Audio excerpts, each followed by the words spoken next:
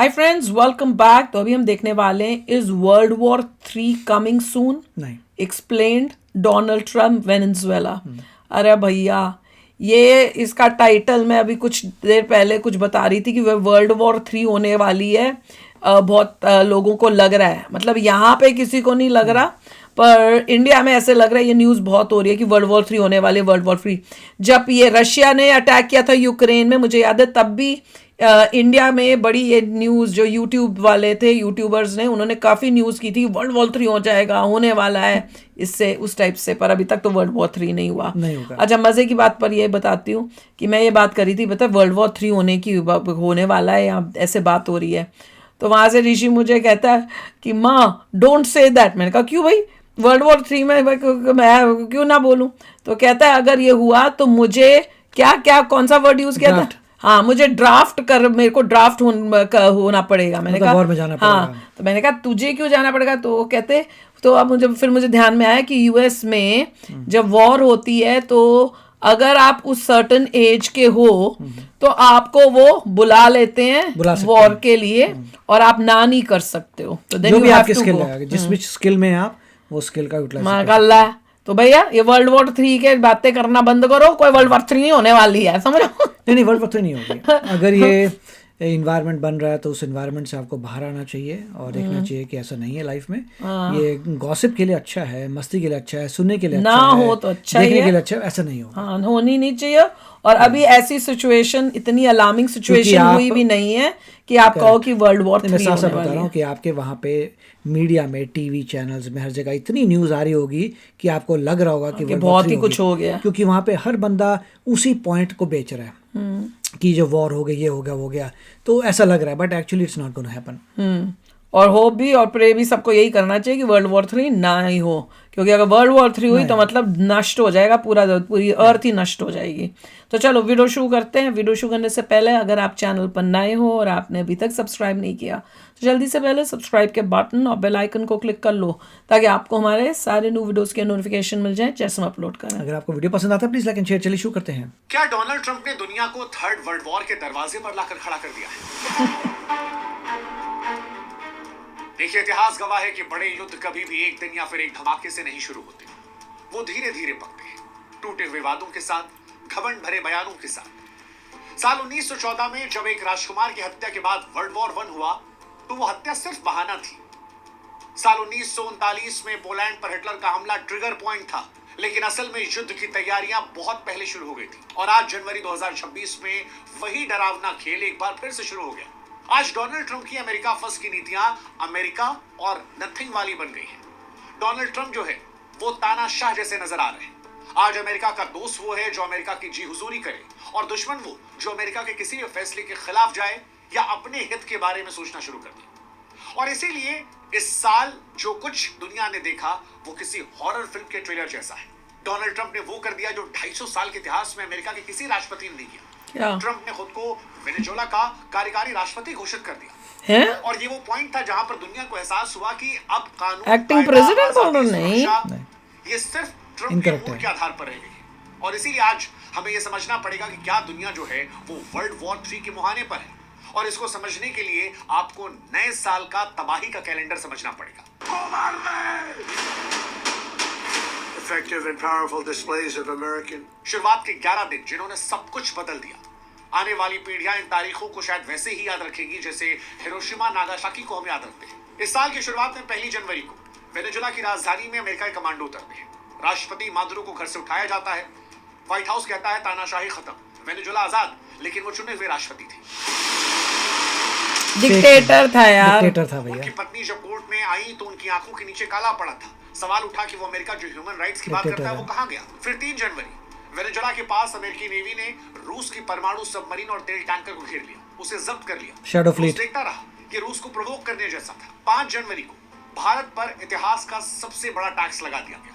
इसके पीछे लॉजिक दिया गया कि प्रधानमंत्री मोदी ने डोनाल्ड ट्रंप को फोन नहीं किया, इसलिए पुराने दोस्त भारत पर 50%। ये क्या था? ये क्या था? एक मिनट कि 50% टैरिफ इसलिए कर दिया कि मोदी जी ने कॉल नहीं किया, ये तो नहीं था। फिर 50% टैरिफ में 25% तो था क्योंकि ट्रेड डील जो है वो ठीक नहीं है, उसकी वजह से था।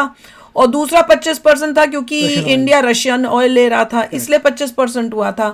कॉल वाली बात तो अब हुई है कि भैया कॉल नहीं किया इसलिए ट्रेड डील जो साइन होनी थी वो साइन नहीं हुई। करेक्ट है, चीन जाने वाले तेल टैंकरों का रास्ता रोक लिया क्योंकि शैडो ने कहा फ्लीट कि है। ये तेल की नहीं हमारी सांस ये शैडो फ्लीट है, सब इलीगल शैडो फ्लीट बताओ सबको क्या होती है शैडो अगर नहीं फ्लीट पता है। नेटवर्क है पूरा बना हुआ, इलीगल ऑयल को ट्रांसपोर्ट करते हैं, जहाँ सैंक्शंस लगा है तब भी ऑयल जाता है। हाँ तो मतलब वो चुपके चुपके वेनेजुएला वहां से ऑयल लेके जा रहे थे वेनेजुएला जबकि से अलाउड ऑयल नहीं है। मेक्सिको जाता है, वेनेजुएला से ऑयल क्यूबा जाता है, ईरान जाता है, रशिया जाता है, जो भी चल रहा है वेनेजुएला का ऑयल जा रहा है, जबकि सैंक्शंस पड़े हुए हैं। शैडो फ्लीट है, इलीगल है। सिमिलर काम रशिया भी कर रहा है, अपना ऑयल इधर दे रहा है शैडो फ्लीट के, वो सब इलीगल है, सब पकड़े गए। रोकने की कोशिश है, लेकिन ट्रंप ने कहा हमें फर्क नहीं पड़ता, तेल खरीदना है हमसे खरीदो, वेनेजुएला अब हमारा है। फिर 7 जनवरी को पुतिन और किम जोंग उन की एक इमरजेंसी मीटिंग होती है और अच्छा। यहाँ से दुनिया को लगता है कि क्या एक वैकल्पिक पुतिन और तैयारी किम की हुई है नॉर्थ भाई। Korea is nothing, north Korea is very pure little, उसमें कोई दम नहीं है। हाँ, उसकी तो अंदर बहुत करते अंदरूनी भी बहुत बुरी हालत है। वो तो अपने लोगों को जिस हालत में रखा हुआ है, बस बाहर के फोटोएं लगा के दिखाता है कि बहुत है, गरीबी नॉर्थ बहुत कोरिया इज है। Not a strong country, it is a week country. वो रशिया ने भी शुरू कर दी है, जहां चाइनीज प्रेसिडेंट दिखे तो नहीं है, लेकिन Kim Jong Un, Xi Jinping और राष्ट्रपति पुतिन, ये तीनों अमेरिका के कट्टर दुश्मन है। और अगर ये तीनों मिल रहे हैं तो क्या अमेरिका के खिलाफ ये भी कोई तैयारी कर रहे हैं? और इस तबाही कैलेंडर में आप ईरान को भी नहीं, they can try that but nothing होगा, कुछ नहीं। जोड़ लीजिए, क्योंकि ईरान में जो कुछ हो रहा है वो सिर्फ आंतरिक कहानी नहीं है, उसके पीछे अमेरिका की भी कहानी है, इजराइल की एलन भी मस्क है। कहानी है, जो आज ईरान की तस्वीरों को दुनिया भर में अपने इंटरनेट के जरिए पहुंचा रहे हैं। लेकिन हद तक पार भाई ईरान में अगर वो हट जाए तो अच्छी बात है नहीं, ईरान के लिए भी और दुनिया के लिए भी। बताओ आप एग्री करते हो कि नहीं? ईरान कर रहा है। हाँ, उसके लोग कह रहे हैं भैया हमें आजादी चाहिए, हमें मॉडर्नाइजेशन चाहिए यहाँ पे। हाँ तो वहाँ के मासामिनी को अमेरिकन ने कुछ नहीं मोटिवेट किया था, खुद ही उसको लोगों ने मारा था। बल्कि इजराइल में नेतन्याहू ने खास उनसे बात उन लोगों को स्पीच में बोला था कि भाई तुम लोगों को देखना पड़ेगा तुम्हें किस टाइप की गवर्नमेंट चाहिए।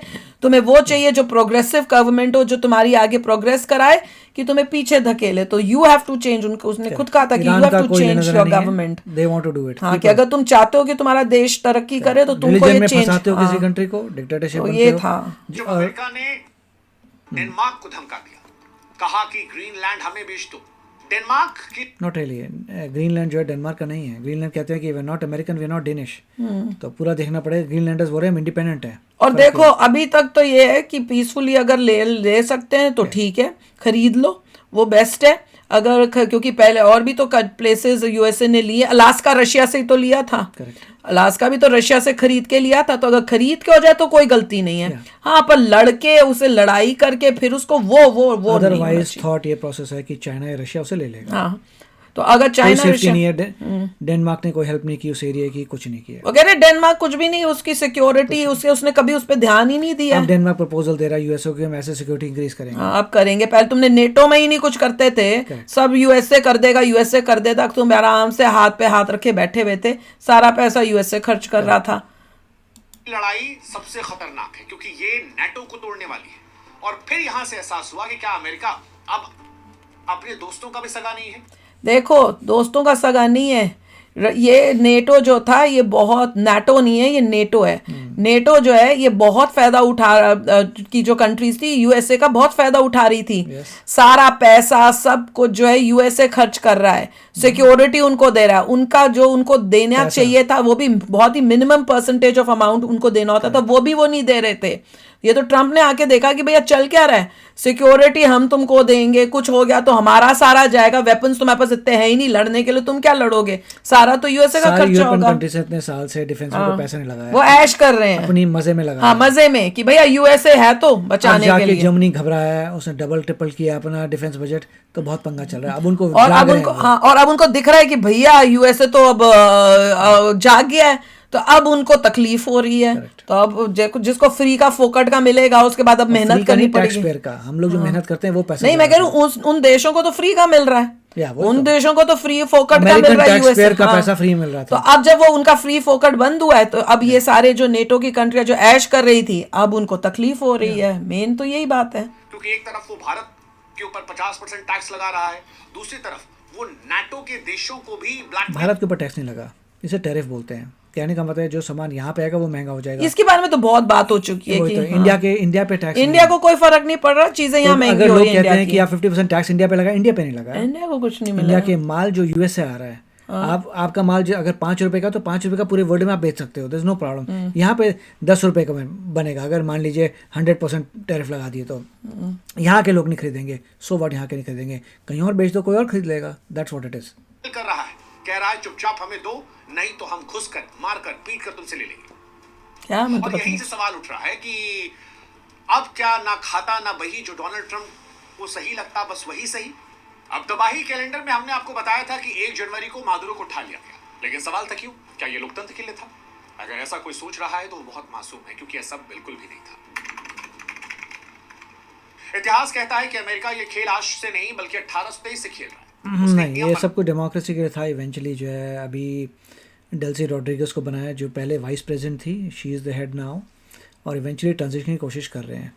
जो मुचाडो है, जिसको नोबेल पीस प्राइज मिला था, उससे बातचीत चल रही है कि क्या तुम्हें गवर्नमेंट संभालनी है, क्या तुम्हें मैनेज करना है, ट्रांजिशन लगेगा। अभी उसके पास इतना सपोर्ट नहीं है, अगर वो अभी इलेक्शंस करे तो हार जाएगी बंदी। साथ में मिलिट्री वहां की उसको नहीं सपोर्ट करेगी तो इसलिए अभी time इसलिए और लगेगा। पंगा हो सकता है उस कहने देश का- में, इसलिए वो correct। रुके हुए तो हैं। कहने का मतलब ये है, यस, जो डिक्टेटर था उसको हरा दिया, क्योंकि डिक्टेटर जो है बहुत बहसबाजी करा था, बहुत कुछ करा था, नार्को टेररिज्म करा था, उसका प्रूफ भी है। इतनी सारी ड्रग्स वाली बोट्स को उड़ाया गया है। तो अगर तुम नार्को टेररिज्म करोगे तो यही होगा। अगर आप किसी कंट्री में ड्रग्स भेजोगे, ये सब करोगे, और बाबा वार्निंग मिलेगी। मिस्टर ट्रंप ने तो ये तक कह दिया था कि तुम्हारी फैमिली को सेफ पैसेज दे देंगे, तुम कहीं चले जाओ, बट नहीं। तो लॉट ऑफ, ये एक दिन में नहीं हुआ, इसमें महीना लगा था पूरा। धीरे धीरे धीरे धीरे चीज़ें एस्केलेट हुई थी। So it is a different thing. सब लोगों ने कहा था कि अभी तक और लैटिन अमेरिका में तो डिक्टेटर बैठे हुए हैं, तो क्या उखाड़ लोगे, तो पंगा पड़ गया। तो इशू इज़ कि ये एक दिन में नहीं हुआ, स्लोली एस्केलेट करके चीज़ें हुई हैं। एंड निकोलस को पता था कि उसको क्या होने वाला है। जब जो बंदा लोहे के दीवारों के पीछे रह सकता है, he knew what is at stake, फिर भी वो था नहीं मैं चलाऊंगा। तो डिक्टेटर्स के साथ यही होता है। आया था मुनरो सिद्धांत। इसका मतलब था कि पूरा लैटिन अमेरिका अमेरिका का बैकयार्ड, पिछवाड़ा है। पिछले 100 सालों में अमेरिका ने पनामा, चिली, हाँ, तो ज्योग्राफी देखें तो बैकयार्ड ही है। That's how it is. Grenada में सरकारें गिराई हैं।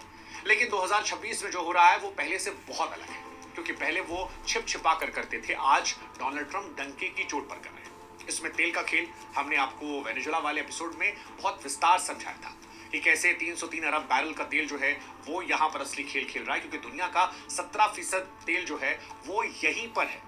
और इसीलिए ट्रंप ने मादुरो को हटाकर एक झटके में दुनिया का सबसे बड़ा तेल खजाना जो है अमेरिका के कब्जे में कर लिया। लेकिन सबसे हैरानी जो हुई वो ये कि 250 साल के इतिहास में कभी एक्चुअली ये ऑयल की दूसरी स्टोरी है, कभी और बताऊंगा। बट यहाँ पे companies they are not willing to go over there. They don't think they are going profitable. वो कहते हैं कि कंट्री इतनी बर्बाद है कि वहाँ पे आप ड्रिल करके भी बेच नहीं पाओगे, करप्शन बहुत ज़्यादा है। तो there are many problems. Net result ये है कि इवेंचुअली अगर आप ऑयल इंडस्ट्री करते हो तो सेम एज मिडल ईस्ट। जैसे यूएई अमीर हुआ, यूएई के पास क्या था, सऊदी अरब के क्या था, जितने भी अरब वर्ल्ड है उनको क्या आता था, ड्रिल करना आता था, कुछ नहीं आता था। तो वही डील हो रही है जैसे उनकी हुई थी कि हम आएंगे, बिलियंस ऑफ डॉलर्स लगाएंगे, सेटअप करेंगे, मगर ऑयल बदले में लेंगे, टिल हमारा पूरा होता नहीं है, फिर तुम्हें ट्रांजेक्शन करके चले जाएंगे। So we'll also make money, you will also make money. Point ये होता है एज अ बिजनेसमैन कि तुम्हारे पास ऑयल है मगर अब तुम ज़ाया कर रहे हो, पूरे वर्ल्ड में बेच नहीं पा रहे, डिक्टेटरशिप हो रही है, ना तुम्हारा टेक्नोलॉजी है बेचने की। हम आएंगे, बिलियंस लगाएंगे, अपना पैसा लगाएंगे तो drill the oil. Oil drill होगा, प्रॉफिट हमें मिलेगा, अपने सारे जो हमारे इन्वेस्टमेंट है वापस आएगी, प्रॉफिट तुम्हें भी प्रॉफिट मिलेगा, हमें मिलेगा। You will be rich and will be rich. That's how it happens. Similar to Arab में जो होता, पूरे अरेबियन वर्ल्ड में। तो वो प्लान है। ये नहीं कि आपने किसी को ले लिया, ये वो नहीं है कि रशिया ने जो है अटैक कर दिया, यूक्रेन पे लगा हुआ है 4 साल से, लोग मार रहा है। यहाँ पे कोई बंदा मरा नहीं था। ओके, बेरली वही मरे गए थे, तो जो मादुरो के प्रोटेक्शन सिक्योरिटी थी, दैट्स ऑल। सिक्योरिटी मरी है जिसमें क्यूबन्स ये थे। कोई वॉर नहीं कर ली किसी कंट्री के साथ। There is no war over here, it was a 2 hour operation. तो बहुत फर्क है चीज़ों में। और वहां पे उनका कितने सालों से चल रहा है, 4 साल रशिया से का चल रहा है, तो। ये सब चीज़ें चल रही उन्होंने तो पूरी वो कंट्री यूक्रेन को ही तबाह कर दिया हैं। है। क्या कितने लोग मर गए। यूएसए ने कोई वो तबाह ही नहीं मचाई वहां पे कि कोई भैया civilian पब्लिक मरा? को नहीं मारा। हाँ, कोई सिविलियन नहीं मरा। Exactly. तो बहुत फर्क है।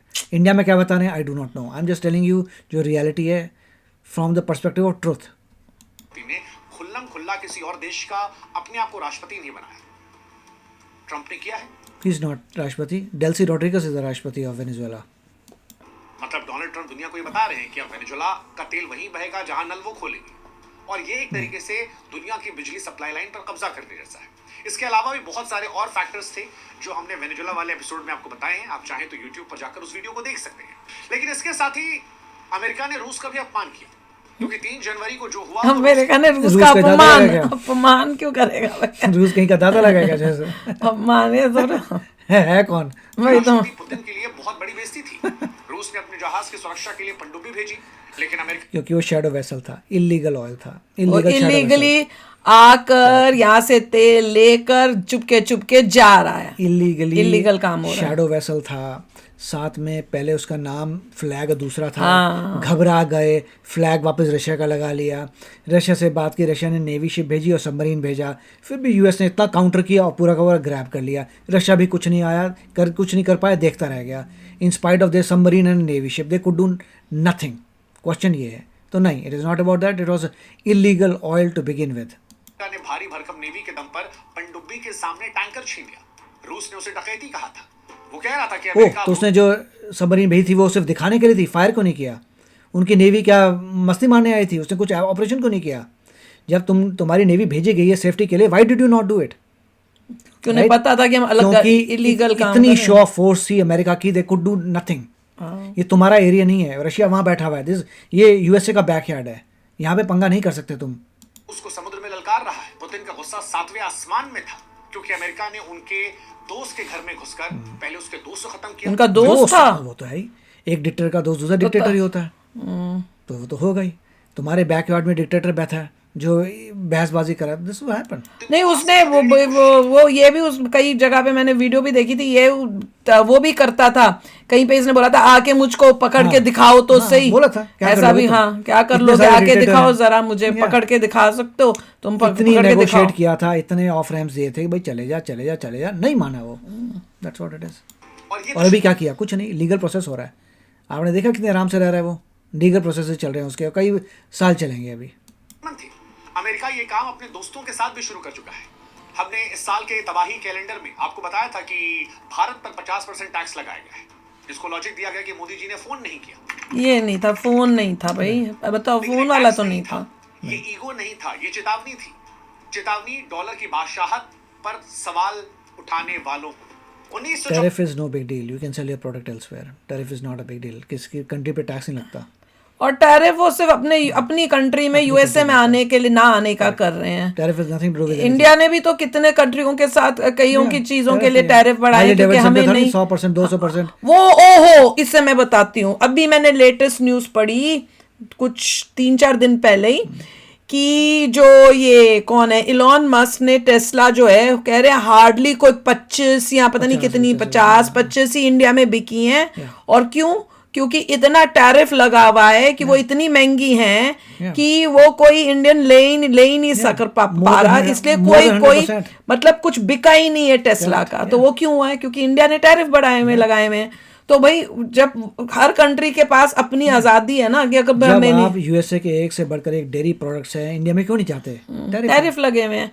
तो वही ट्रम्प ने अपने कंट्री में कर रहा है। तो ये बात समझने वाली है, सबको समझना चाहिए। हम पाकिस्तानी नहीं है कि पागलों की तरह बस बोलते जाएं, ब्रेन यूज करना चाहिए, हमें डिफरेंस दिखाना चाहिए। इंडियंस और पाकिस्तानीज जो है, मेच्योरिटी हमें समझ आनी चाहिए। देखिए, मैं समझ सकता हूँ कि मेजॉरिटी लोगों को बातें समझ नहीं आएंगी, क्योंकि अब जिस एनवायरनमेंट में है, जिस प्लॉट में है, नॉन स्टॉप वही न्यूज में बोल दिया। मैं कहना इतना जरूर चाहूंगा कि अमेरिका को फर्क नहीं पड़ता कि इंडिया के लोग क्या सोचते हैं। वो तो है, यहाँ पे तो कोई मतलब न्यूज, सच्चाई बता रहा हूँ, झूठ नहीं बोल रहा। और ये इसलिए नहीं कि हम कुछ यहाँ पे न्यूज में कुछ नहीं है। और अच्छी बात है, बल्कि उससे हेट्रेड, मैं तो कहती हूँ अच्छी बात है कि यहाँ पे कोई न्यूज नहीं आती कि इंडिया ने क्या कर दिया या इंडिया के लोग क्या बोल रहे हैं। नहीं तो यहाँ पे भी वो एंटी इंडियन सेंटिमेंट्स जनरेट हो सकते हैं, जैसे वहां पे इतना एंटी यूएसए बोल के जो मतलब मिस इन्फॉर्मेशन भी कई इतनी दे देते हैं कि उसकी वजह से इतनी वो हो गई है। अमेरिकन को कुछ पता अमेरिकन को नहीं है इंडिया क्या सोच रहा है, क्या अगेंस्ट क्या है, क्या बोल रहे हैं उन्होंने। और उनको तो ये भी नहीं पता